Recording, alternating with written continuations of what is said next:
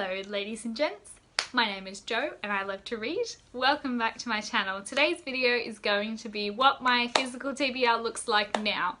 So this is it here, and I decided to do this video because it is climbing at an alarming rate and I'm not reading it down as quickly, so I just wanted to talk about the books that are on my TBR to kind of remember and revitalise in myself that I do have plenty of books on there, and that maybe I should take a little bit of a chill pill when I think about purchasing anything else. But I do have a bit of an explanation as to how I got all of these. I just have to make sure that I'm not going to give in to the urge to buy anymore, because all of a sudden I'm back where I was that I tried so hard to get to a zero TBR. This is the first book in the Trixielden series, Trixielden and the Secret of the Mansion by Julie Campbell. I've been having this insane craving to read and reread the Trixielden series, so I say that because I've read the first couple but then I never finished. So there will be a bit of a reread for me at the beginning, and then there's about like 30 odd in the series that I'm really excited to completely read. Trixielden is a teenage girl who solves mysteries along with her friends. My mum owns the entire series, so I borrowed this from her when I was at their house recently, and I don't know, this could be my next read when I finish the books that I'm in the middle of, because it'll just be fun and easy, and I'm hoping it's a really good time. The last book that I borrowed off my mum, and the next book is Once I Was a Princess by Jacqueline Gillespie. So this is a memoir of this lady who married a guy from a different culture. I'm pretty sure she's Australian, and she married a guy from a different culture, went back over to his country once they got married, and discovers that he is not as nice when he's back in his culture as he seems, and that a lot of their customs she is not happy with and not okay with. This one I have seen on my mum's shelves for like most of the time that I can remember from my reading life. Mum is really into a lot of non-fiction and memoiry kind of books, so I'm really looking forward to that being a bit of a source for me, and she can tell me which ones are good and which ones aren't. And I'm just kind of really looking forward to reading this woman's heart-wrenching story, and I'm hoping, considering the subject matter and the fact that hopefully she's written it in like a fast-paced way, that it will be a really quick book to get through. The next book is a graphic novel, Monstrous Volume 1 by Marjorie Liu and Sana Takeda.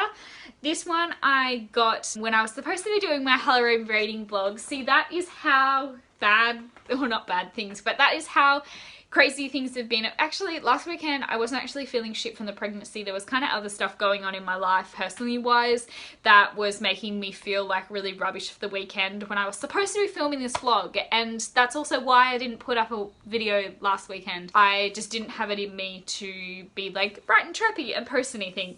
So I was supposed to read this on Halloween Day and Lock and Key, which I did start, but I haven't finished yet. So that will be coming up in my November wrap up.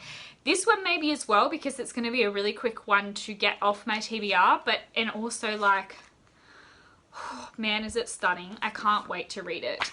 I can't wait to read it. Or it might end up being like a Christmas treat for me, but either way, it's going to be read before the end of the year. And you might be saying, what is this folder? This is, so I was, a couple of months ago, I read my grandpa on my mum's side, his family history, so his side of his family history in that other book that I was reading. And now my grandma on my mum's side, so his wife, she has given me her family's history to read. I'm really excited. It's not as it's not printed like the other one was. I don't know, I love this history. But it's got the Ball family, but it goes back so far. It's got the Ball family from Scotland, England, Germany to Australia from the 1700s to 2020.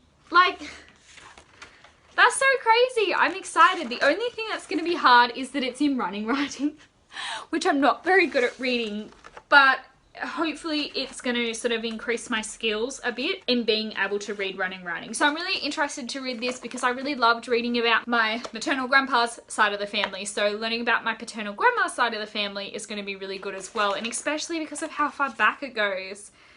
Like, that's fascinating, and we're in other countries too, so I'm really excited about that.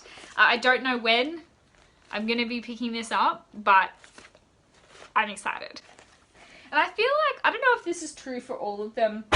I suppose there are some people that blabber on a bit, but I feel like biographies, autobiographies and memoirs, they tend to kind of pick interesting parts in their life. Like they cut and paste and only include like fun bits. Like I've had really good experiences with autobiographies, biographies and memoirs. I've had really good experience with them because I feel like they're pretty fast paced and they pick things that are interesting, but I'm sure there are boring biographies too.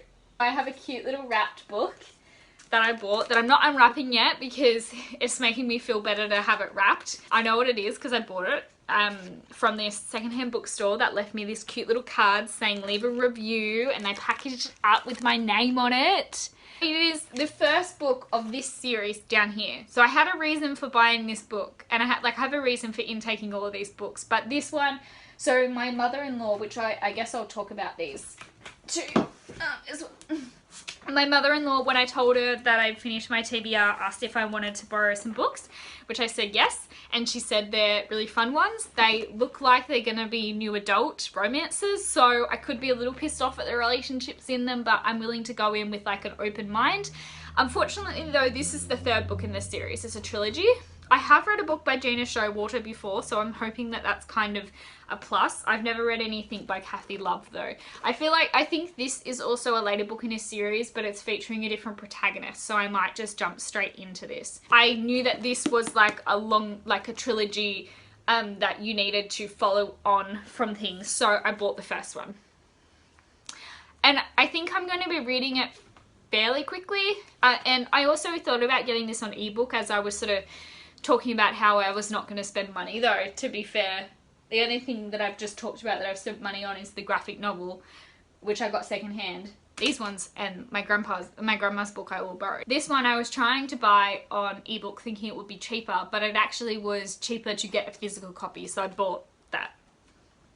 And maybe I'll enjoy the series as well. Like, I'm trying hard not to judge new adult paranormal romance because I don't want to, but then also I don't necessarily want to read about shitty alpha males who have abusive relationships, but I'm trying to go into this with an open mind where I can still analyze the relationships, but hopefully also have a good time with it as well. So that's all of those three that I want to talk about. And again, borrowed to me, except for this one, which I bought. The next one I did unashamedly buy, and I bought it the other day, which is the, oh god, that's terrible. I'm gonna, that's better. The Bone Season by Samantha Shannon.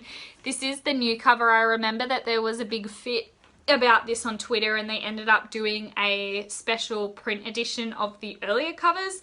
And I do agree that the first, or the earlier ones before this, were better, but I love this spine. I love it. If I could have put it in here and the rest of the series look gorgeous together to dress it up, like this side of the shelves that I don't like, but it's going to go down here because it's an S and I have to organize things. But I'm really happy to hopefully enjoy this and have these for the spines, to have the beautiful spine art on the side, because I hate it when the cover's nice but the spine's not. Now, I bought this because I am potentially writing again and I have a new idea for my book series, but I need to find out where it works, where it will slot in, because it is got characters that are under 30 but like over 21. They're like in their like mid-20s. That doesn't super fit into the market in its current writing stage, but I wanted to read some adult fantasies with young characters to see how that fits into the market right now. I don't know, by the way, how the writing is going to go, whether I'm going to do it often. I can't say enough to say that I'm going to commit, but I kind of have like a better idea of what I'm going to do. But I'm kind of like having a bit of a crisis, being like, is any idea original? Like what, like I know no idea original, but like is my idea good enough? And what makes me think that it's not been done so many times before? So I need to do a lot of reading and research. My confidence is not very high, but I'll see how I go. Anyways, but that's why I bought this. I was also having a really shitty day at work, so I ended up going to the bookstore because I was having a shitty day, and then this is one of the books that I found when I was doing my research to see what adult fantasies had characters under 30. So that should hopefully be good as well, because I also have had my eye on that series for a while, but I've never like actually committed and you know, big TBR and all that kind of stuff, so I'm glad to read it.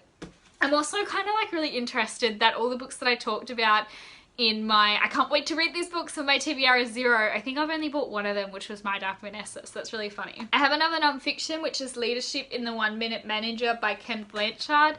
This was actually given to me by my head office. I did a management development program early this year, and they sent me a completion certificate and this book, which is really nice. This is what was like part of the course was based on, so I'll probably give it a read, hopefully brush up on some more skills in more detail that I learned in the course, and maybe decide to keep it as a reference material if I enjoy it. But I took it home with me because there was no way that I was going to get time to read it at work. I don't know when I'm going to be prioritizing it because it's not exactly like interesting reading, but hopefully sometime soon, and the fact that it's really short is good.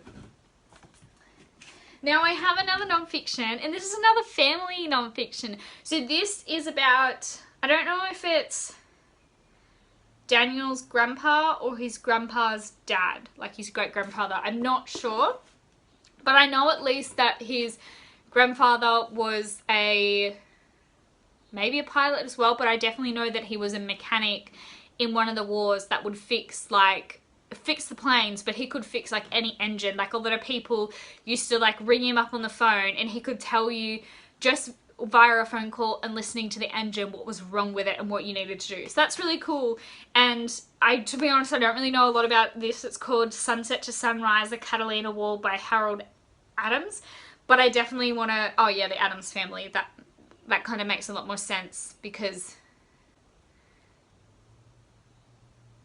maybe it was on his maybe it's on his mum's side then.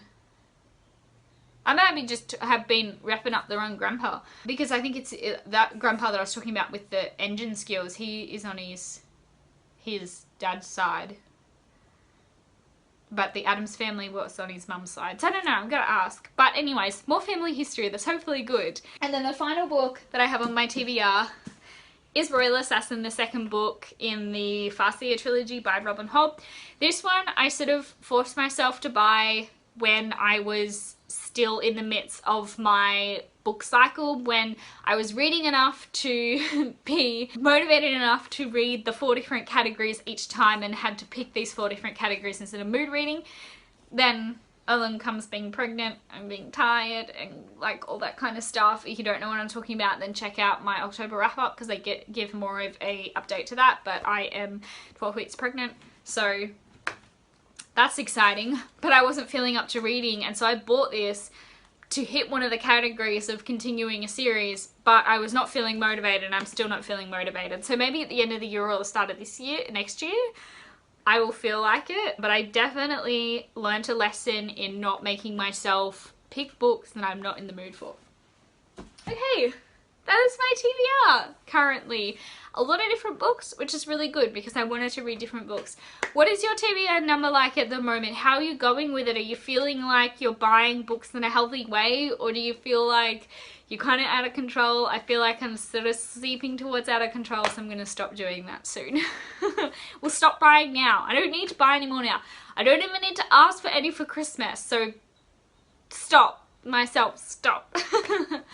Thank you so much for joining me here, guys. Don't forget to like, comment, and subscribe, and I will see you guys in another video. Bye!